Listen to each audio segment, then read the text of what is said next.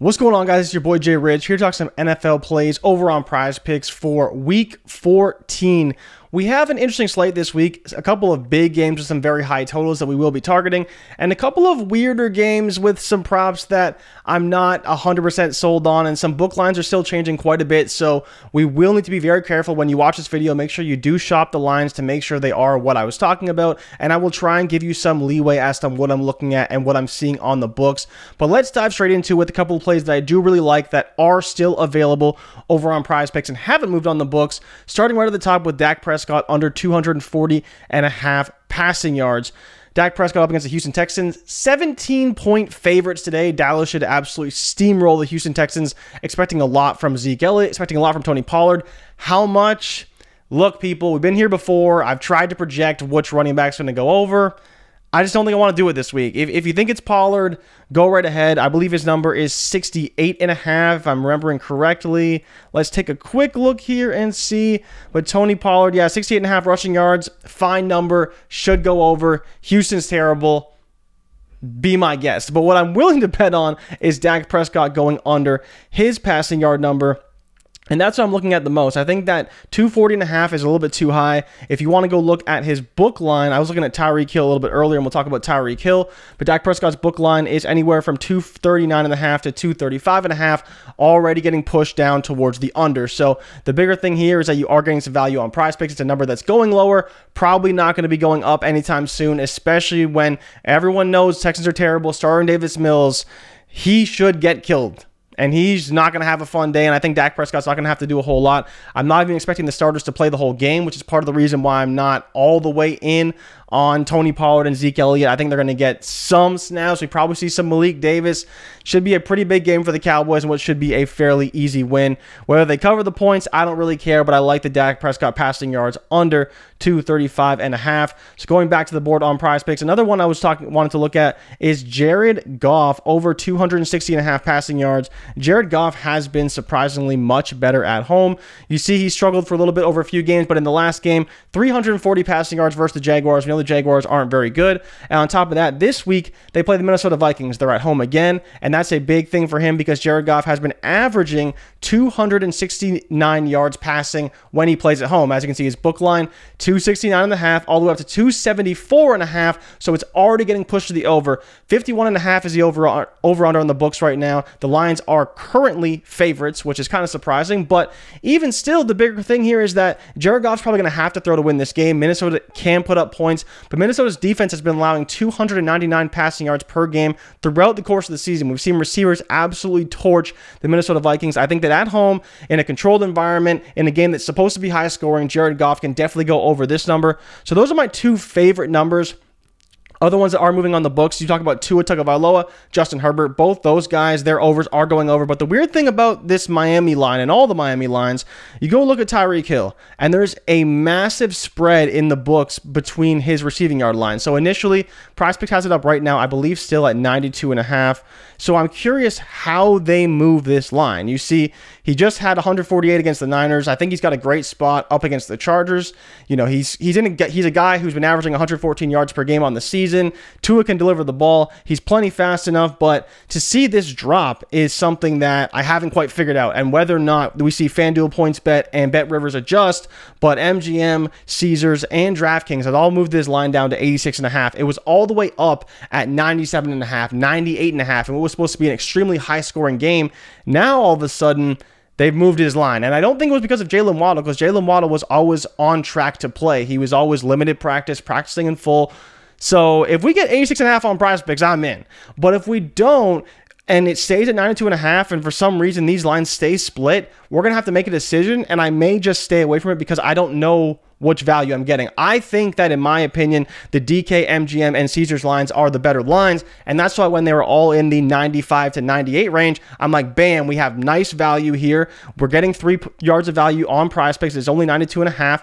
I think that's great value. But if they're going to move his line down, all of a sudden we're giving up 6 yards in value. I'm not taking the under on Tyreek Hill, and I'm probably not going to take this unless they move it down to 86, 87, maybe 90, and that's where it settles. So we'll see tomorrow. So if you're watching this video early, maybe you don't touch Tyreek Hill, but definitely pay attention because he's in a great spot. High total, expected high game, great matchup as well. The Chargers do allow quite a few passing yards through the air, so I'm not worried about that perspective, but I do think this is a spot where he can have a great game against a Chargers defense that will be without Derwin James. And so for me, I think this is another great spot, but it's just the book lines and doing all my research. It hasn't checked all the boxes because this line has kind of out of nowhere moved on us. And so I was talking about Tua Tagovailoa and his 285, and it's the same thing with Tua. His line was up a little bit higher, around 285, and I was like, okay, that's great. It's juiced to the over, like you see on PointsBet. It's all the way up at 290 on PointsBet, 286 on FanDuel. But then the books all of a sudden dropped his line down to 280, and I'm like, huh,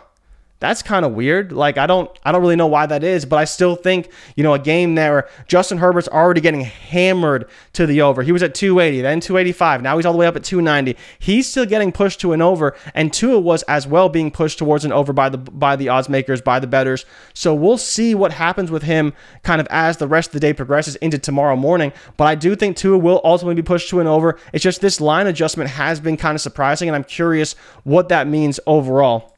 Now, one guy who hasn't been adjusted a whole lot and someone that I don't take very often is Mike Evans. Mike Evans is very interesting to me. So the bigger thing here with Mike Evans is if you look at his lines right now on PrizePicks, they're pretty modest and they're not really that high. And so I'm wondering to myself, would I take a Mike Evans touchdown? Would I take a Mike Evans 50 receiving yards? I mean, he had 58 in some catch-up versus New Orleans. San Francisco is good, and they have a great defense, but the bigger thing here for me is that they're probably going to abandon the run. Why would Tampa Bay be able to run the ball on the Niners? I don't know. I don't believe it's going to happen. Leonard Fournette is questionable to play. There's concerns he may not play in this one. We'll see what happens with him, but Mike Evans should have a slightly better opportunity against the 49ers. I think they're not going to run the ball a lot. I think it'll be a lot of Brady. He's playing, hometown kid, San Francisco, want to play good in San Francisco. They do have Brock Purdy on the other side, so there's not a ton of threat in terms of offense, at least as we see it. The over-under is pretty low. I believe it's only around 43 points. So that's one of the bigger concerns here is, are they going to put up points? Will there be a lot of scoring? That's why I kind of like the receiving yards. We talked about potentially taking an under when we talk about them playing New Orleans, but now you drop his line over 10 yards. I get San Francisco is good, but we just saw what happened with Miami. They actually were able to throw the ball fairly successfully against them. I think that we'll see similar things with Tom Brady, whether it's Chris Godwin or Mike Evans. I think both are in great spots. Mike Evans, I think, is the best value on the board. We have him projected for right around 65, 70 yards. At least we think he can get there on the course of the season. He has been hitting this number consistently. You see over the last 5, 61.5 yards, over in 3, under in 2, in a bit of a slump, but I think this is a spot where he can get right. And when his line was up at 60, 65 and he was struggling, I'm like, yeah, maybe not. But now you're giving it to me at 49.5. I don't know, man. I think it's in a fine spot. You see it at 49 a couple times. You see it at 50.5, even 50.5 juice to the over. So I think it's just a line that's, it seems it's low for Mike Evans. He's been averaging almost 70 yards on the season, 60 over his last 5. I think it's a fine spot for him to go over. He's someone that I actually don't mind one bit. Another guy that I wanted to look at and wanted to talk about was Miles Sanders, because Miles Sanders does have a pretty decent matchup against the New York Giants. Now, his line on PrizePicks is 64.5, and it looked just fine. It was the same line as it was on the books, and then out of nowhere, they drop his line. And I'm like, why are they doing this? It was up at the 64.5, and then you see the bookmakers go, I don't know about that, Miles. And they drop him down to 59.5, and I'm like, huh. What is going on around here? Because, again, the Philly-Giants game should be ugly. I expect a lot of running in this one. I think Miles Sanders can go over this number. I think he's been more heavily involved. He's been doing a really good job with what he's been doing. So you see here, where do I have Miles Sanders on this list? This is kind of some of the sheet I've been tracking. It's not official data that you want to use, but this is what I was looking at here, and this is where I noticed some of these trends, like Tyreek Hill going over the -6, and then you have Miles Sanders -5, because they moved these lines quite a bit as well. Stephon Diggs is a guy whose line was moved and has gone gone under. But as you can see here, Miles Sanders has been averaging around 77 yards per game. Now, the Giants only allow about 118 on the ground. But again, I think Miles Sanders from the running back spot will get the majority of the rushing yards. So I'm not too worried in that respect. And that is still a pretty good spot for him. And you can see, you know, with the over-under factor and them being pretty heavily favored, there's a pretty good shot he does get a good opportunity here. But it was concerning to see that line move on us. And so I'm wondering if PrizePicks as well will adjust. And if they don't, am I still going to take that line? Because you're just giving away value at that point. I don't think he's an under. While he did go under last week against Tennessee, again, the matchup wasn't there. We don't expect teams to run on Tennessee. Again, against Indy, he didn't really run that well. Washington didn't really run that well. But against the Giants, should be an ugly game. I expect them to run the ball quite a bit, whether it's with Jalen Hurts or Miles Sanders. At 59.5, I like it a little bit more. But at 64.5, with the books adjusting it down, I don't really know. And that's kind of where I stand with quite a few of these props. What else am I looking at? Oh, and then the other one, of course, because I just can't quit him sometimes, is Justin Jefferson over his numbers. I mean, up against Detroit, you just love to see it. You see he's had a couple down weeks. Other weeks he's had some boom weeks. Against Detroit, in Detroit, he just plays great. Him in domes is something, just a sight for sore eyes. What do you want to see from Justin Jefferson is just 100 yards. He does it almost routinely, 93.5, all the way up to 95.5. You see MGM, DK, and Caesars bumped him up to 95.5. This number will probably only continue to go up. Maybe it drops down a little bit. I don't necessarily believe in Kirk that much, but I do believe in Goff. And then on the other side, if you wanted to go after Amon-Ra St. Brown, coming off a big game for him, you see his line all the way from 84.5 all the way up to 90.5. And I believe on PrizePicks it is still at 9 or at 84.5. And I think that one will stay pretty steady. If you want to play Goff and you believe he's going to go over, then of course you can take Amon-Ra and take his over as well. Gone over in 3 of the last 4.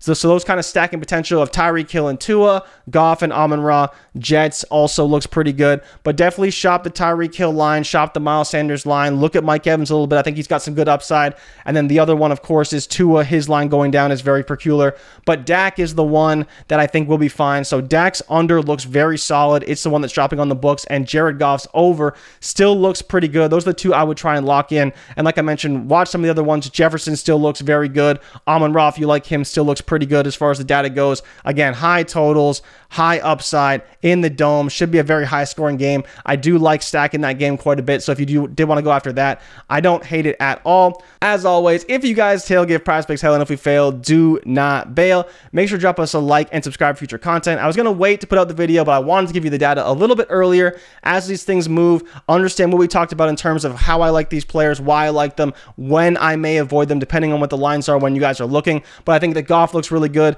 Dak looks really good. And as well, if you wanted to take Jefferson and Amon-Ra, both those guys look good as well. But Tyreek is looking a little sketchy right now, depending on how he ends up. Tua as well being dropped, and then Sanders as well being dropped. Didn't mind Mike Evans also. So take what you want, take what you like, leave what you don't. And as always, I'll see you guys in the next one. I'm out, and good luck today. Peace.